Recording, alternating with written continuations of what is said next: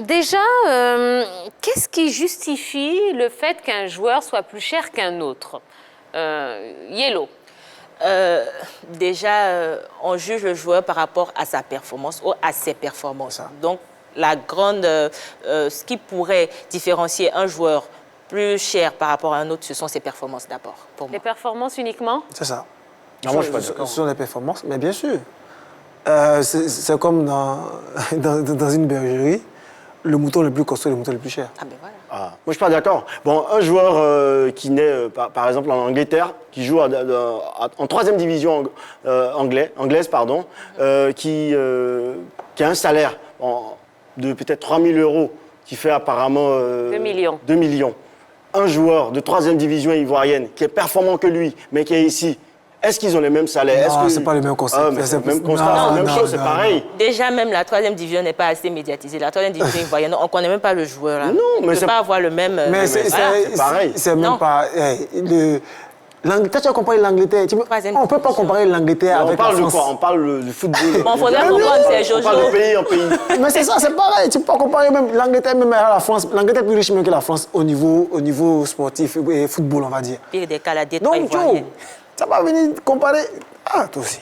Alors, les sportifs les plus chers sont-ils vraiment les plus forts? Oui ou non sur les ardoises? Oui ou non également sur la page Facebook de la 3? Et vous nous envoyez un petit commentaire, on va les lire avec notre Jojo ce soir. Allez, on y va, on lève les ardoises. Désolé, hein. Je triche pas, mais bon, j'ai mal écrit. Allez-y. Bah, on va commencer par...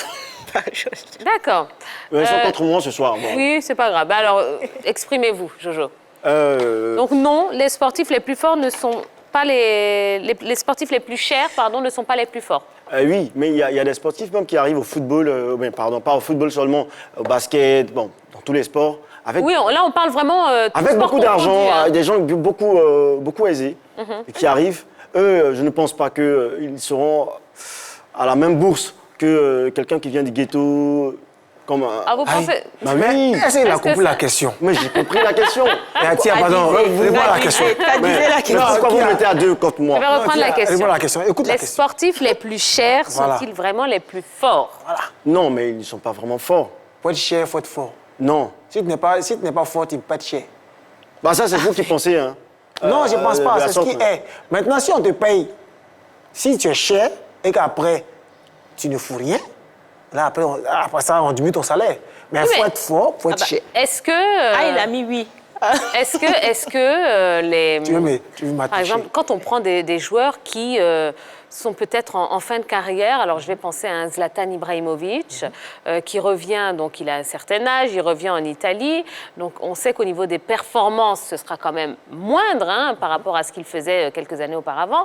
On sait que c'est quelqu'un qui va attirer les sponsors, qui aura beaucoup de contrats publicitaires et autres. Pourtant, il a quand même un bon salaire, donc ça contredit quand même peut-être cette histoire de...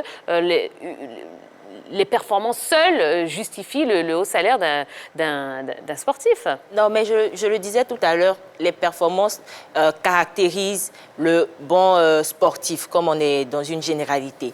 Un sportif n'adhère pas à une sélection, un club ou une équipe pour ses beaux yeux ou pour un concours de beauté. On le juge par rapport à ses performances. Et sur ce point-là, je pense que les sportifs les mieux payés sont les plus forts parce que toutes les équipes ou toutes les sélections étudient toutes ces questions-là avant d'avoir un mercato ou bien avant de faire un transfert. Donc, pour moi, je ne vais pas envoyer quelqu'un qui a de mauvaises performances ailleurs et venir l'acheter plus cher pour mon club ou pour mon équipe. Voilà.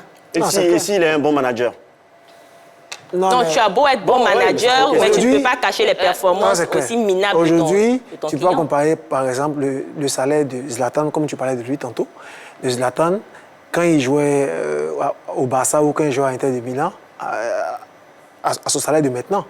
Quoi qu'on dise, quand il était au Barça ou à Inter, il avait il reste quand même mieux payé que beaucoup de joueurs d'équipe. Bien sûr, bien sûr.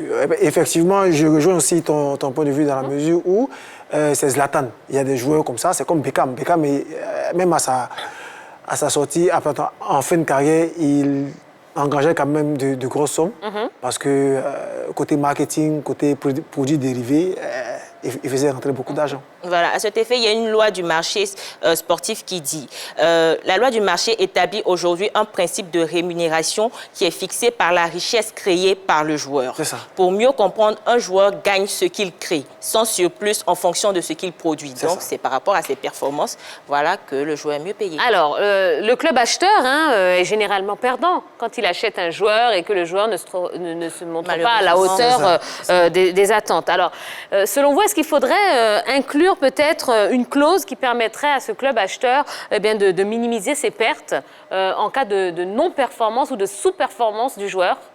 Là, c'est compliqué parce que ce sont les investissements que ces équipes-là font.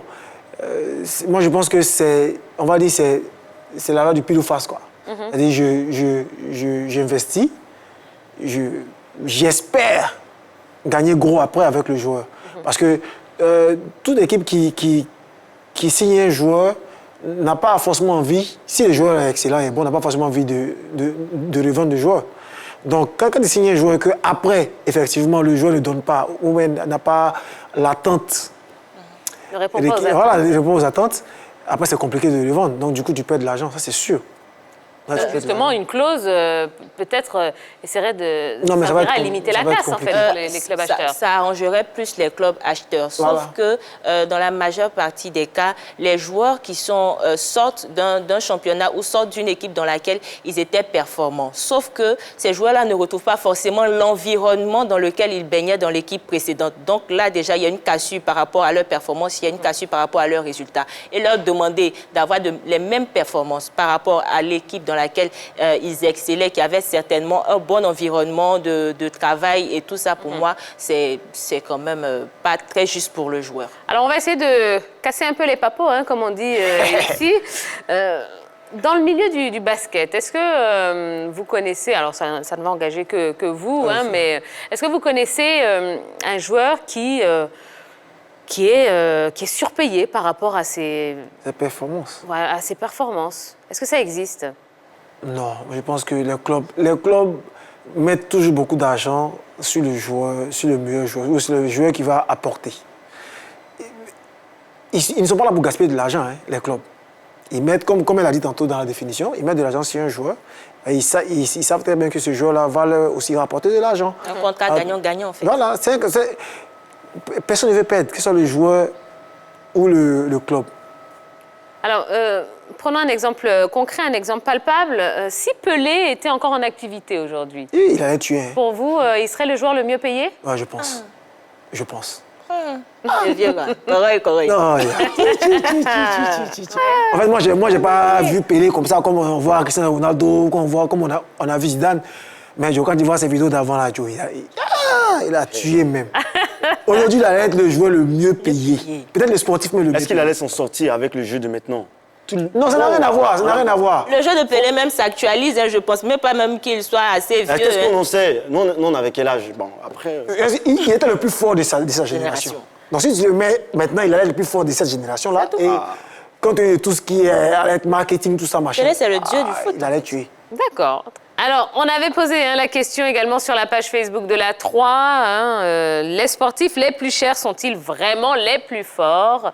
Vous avez répondu non à 67% et oui à 33%. Donc, on dirait que Jojo, vous avez convaincu les... Ah oui. On va se référer simplement au Ballon d'Or. Je pense que là, non, mais personne ne veut m'écouter. Je pense que là...